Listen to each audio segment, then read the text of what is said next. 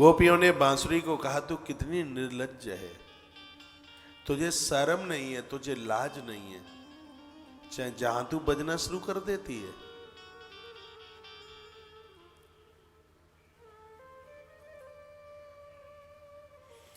वेणु ने कहा, बांसुरी ने कहा, मैं निर्लज्ज नहीं हूं,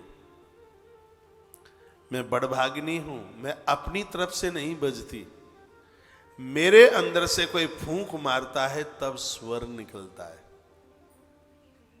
बांसुरी बोली। बांसुरी से सीखने को मिलता है कि हम अपनी तरफ से न बजें, भगवान के आदेश की फूंक हमारे अंदर से निकले।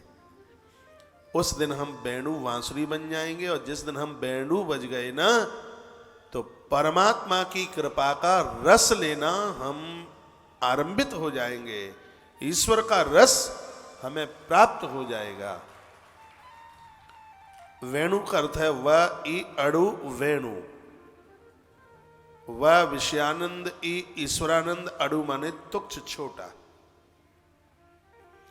जिसके सामने अमृत और भोग दोनों तुच्छ हो जाएं, जिस ईश्वर के सामने,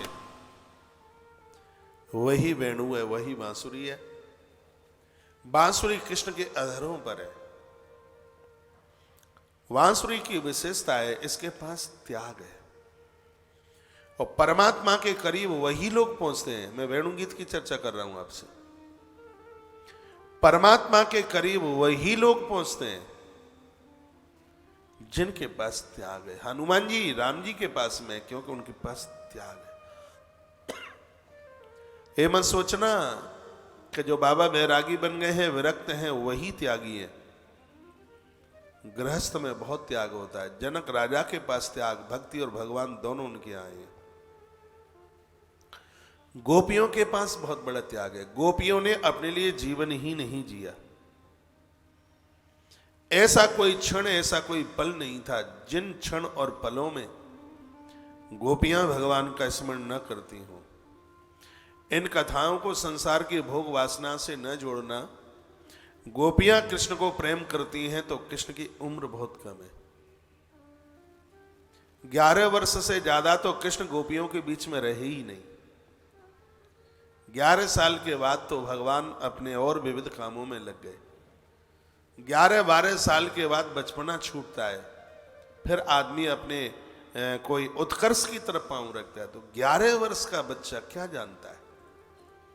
कृष्ण की उम्र ब्रज में लास्ट इतनी सी ही थी। कृष्ण को इस धरा ने ईश्वर माना। आप सब कुछ पढ़ लेना, यदि कृष्ण ना पढ़ा तो जीवन में हम कुछ पढ़ ही नहीं पाए। कृष्ण की कृपा अद्भुत कृपा है।